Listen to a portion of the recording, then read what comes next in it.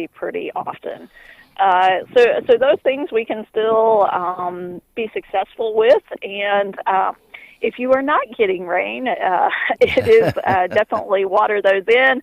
If you're direct seeding them, make sure that that seed bed is moist and stays wet, and get them up and going, and who knows when our first frost will be. Typical is October 15th, our average, but you never know. That has been moving back, though, in the last few years. I think it was like October 3rd or 4th for a long time, and then it got back, I think, back to about October 10th, and now you're saying the 15th. And I remember last year we were actually in the 70s into November. I was going to say, it was November last year before we had a killing frost. And honestly, by that point, I was ready. I'm like, okay, it can go. I'm done with this. Time to move on to other things and anticipate spring again. Okay, so we've had, like I said, here in Dane County, a lot of people have had bumper crops, especially when it comes to their own vegetable gardens. And if they don't want to put out maybe a second or third planting, should they get their garden now ready for next year already, right now? So we can start. So the thing to do is sanitation. So if you had plants that had disease or problem plants, like tomatoes, you do want to remove. And also think about those weeds that may have gone to seed. We try to remove weeds before they go to seed so we don't have more problems next year. So if we can prevent them, so even if that's just mowing off the garden area, that can help prevent some of those seeds for next year. Would this be a good time also if they have a fairly large garden to do a soil test just to see where it might be good to maybe add nutrients or maybe just leave it alone? So doing that soil test will tell you if you actually need to do anything, and fall is a great time to do that because then we have time to plan. Or if your soil pH is too low and we need to add lime, that's a good time to do it because it can take up to 6 months for the lime to change the soil pH. And you would hope for a nice winter with a little bit of light snow, just layered snow that kind of slowly seeps into the ground. Wouldn't that be perfect? Sure. Yes, that would be great. Can we wish for that? Yeah, we can. And then also, it's thinking about, too, if you want to, we could plant a cover crop on that garden area, such as wheat, and have that and go as a till it in the springtime. So that adds organic matter and improves some rough clay soils sometimes. Okay, we mentioned a soil test. A lot of people say, well, I don't know how to do a soil test, but your friends at the Extension will help you with that, won't they? That's right. It's fairly easy. If your garden area, and you can random spots from the surface to 6 inches deep, put it in a container, mix it all together so you get a composite sample, and then take a Ziploc bag with 2 cups to the Extension office there in Salem, and they'll ask you some questions. Typical cost is around $20. And then it comes back with my name and phone number on the bottom. And that 20... I'm sorry, go ahead. So I can help you understand it. And I was going to say that $20 is a very good investment into your garden because now for the next year, you really know where your garden stands, so you know what to plant. Yes.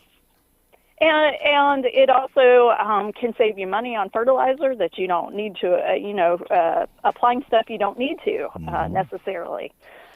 And being more efficient with what you do have to apply. And the cost. We all know what the cost of fertilizer is, right? Yes, fertilizer is not cheap. Not at all. And I really sometimes envy our farmers who get out there and they try and maximize that, but by gosh, as expensive as it is, it really makes it difficult when you start looking at the price of crops and how much it costs to get them to grow and then maintain them. Man, I tell you, you wonder how farmers make it. Yes, exactly.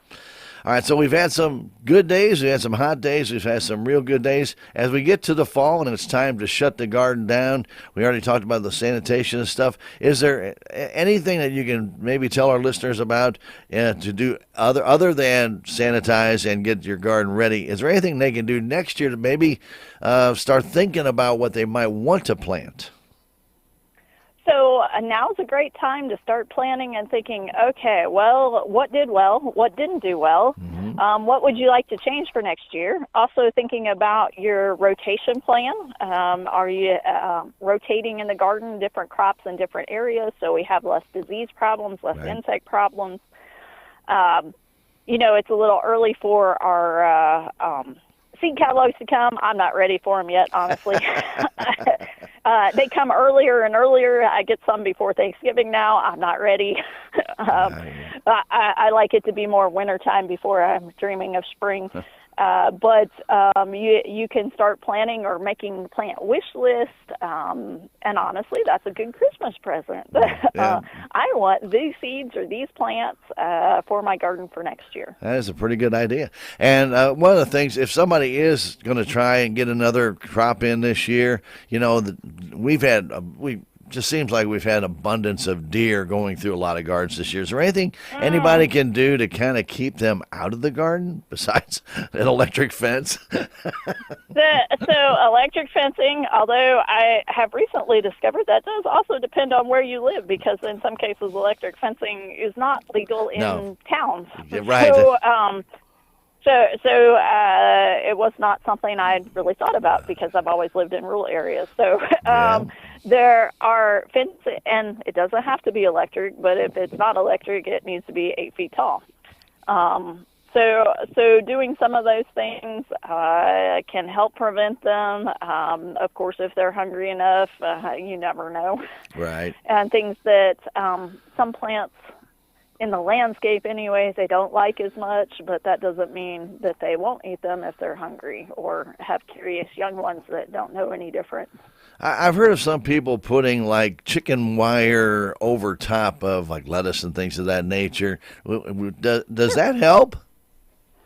So, in particular, anytime you can protect them, so whether that's chicken wire to keep rabbits out or anything that you can provide some cover.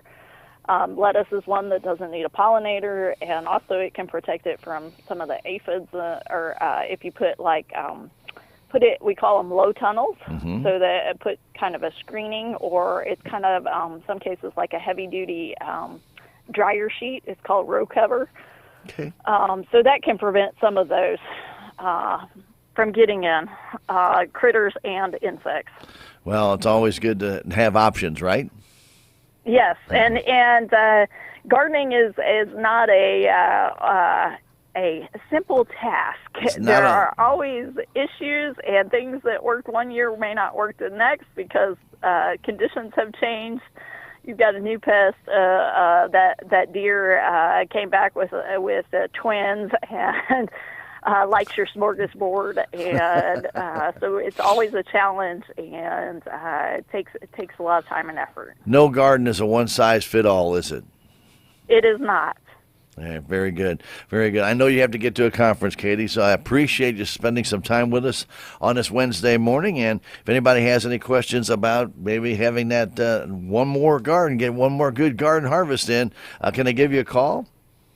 You bet. I'm always available. As I said, I'm in Columbia for a conference, but you leave me a message. I'm always happy to get back to you, and my number is 573-883-3548, and I'm headquartered in St. Genevieve, but I cover Dent County and always happy to help regardless of where the question comes from. And, of course, those soil tests and other information can be found at our local Dent County Extension office on the second floor of the Judicial Building on 5th Street right here in Salem at 729-3106 is their number.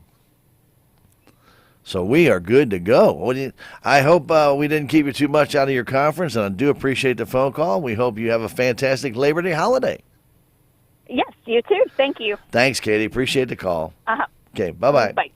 That was Katie Kamler from the Dent County, well, actually from Missouri University Extension, and she does work through the Dent County Extension. So if you have any questions about maybe a third harvest in your garden this year, you can still get one in, according to Katie, because that first real frost, may not be until mid-October. So if you still want to get that lettuce radish crop in, maybe, still got time to get it done. Make sure you keep it nice and moist so that it can grow and thoroughly. And because with our temperatures, they're going to cool back down again supposedly next week.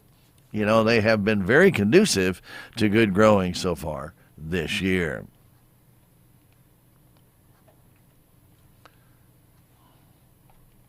At the KSMO